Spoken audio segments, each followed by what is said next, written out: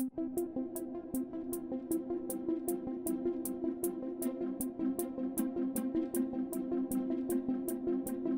Nancy, we talked about the value of wind or the fair value of wind. So when you address that, do you think wind is not being valued correctly right now? That's right. Wind is not. Wind is being compared on its PPA price only against solar, which has gotten very competitive. Right. So what Nancy said about PPA is power purchase agreement or long-term contracts. And currently in California, the solar PPA, power purchase agreement long-term contract price is lower than wind. So a lot of people is opting to purchase solar. And on the CalISO end, the California ISO, the balancing authority in California, we have something called the duck curve. And what is that?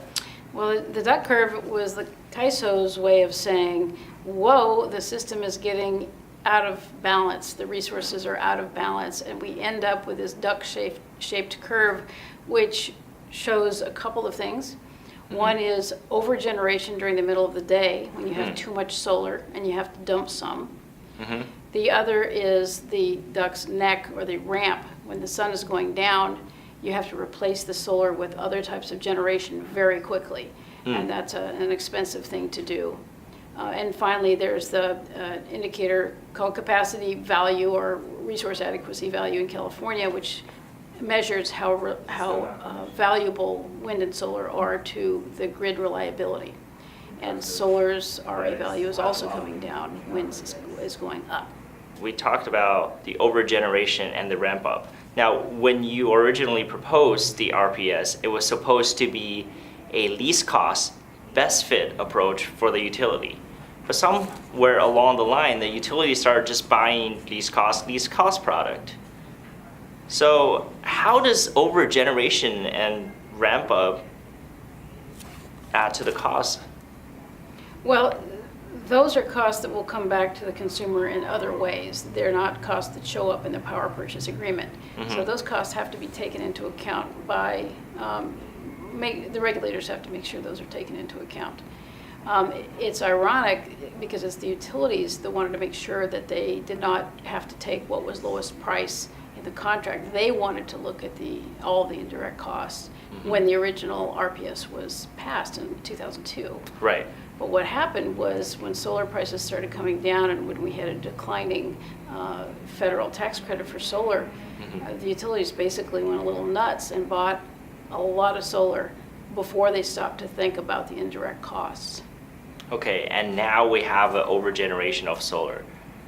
And that actually costs the ratepayers? Yes, because the CalISO cost for that ramping and the cost of curtailing or turning off the solar, those end up coming back and being charged to consumers. So when you take those into account, it actually amounts to on the order of 1 cent per kilowatt hour. So wind has essentially that much advantage today. And how does the ramp up add to the cost? Well, the CAISO has to acquire flexible ramping resources. Okay. And a bigger portion of the cost is curtailment, is having to turn solar off because you simply have more than people need. You know, only so many lights going on. And so that actually is the biggest portion of the cost. Now, Nancy, part of the issue is the utility are not taking into account of these overgeneration and ramp-up costs from the source of generation that they're procuring. What is the solution to that? The solution is to make sure that the regulators are really making sure that those costs are being properly accounted for. Right. So that those who acquire resources with indirect cost end up paying the full cost. When the IRP is fully implemented, what does that mean for wind energy?